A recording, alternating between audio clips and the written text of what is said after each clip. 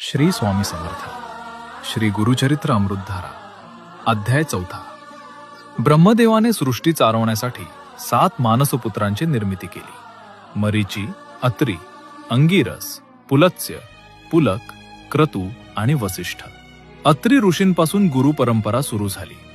त्यांची पत्नी अनुसूया सर्व पतिव्रतामध्ये श्रेष्ठ असल्यामुळे तिने जर ठरवले तर स्वर्गातील देवांचे स्थान पण हिरावून घेऊ शकते अशी भीती इंद्र आदी देवांना वाटल्यामुळे ते त्रिदेवांकडे मदत मागण्यासाठी गेले.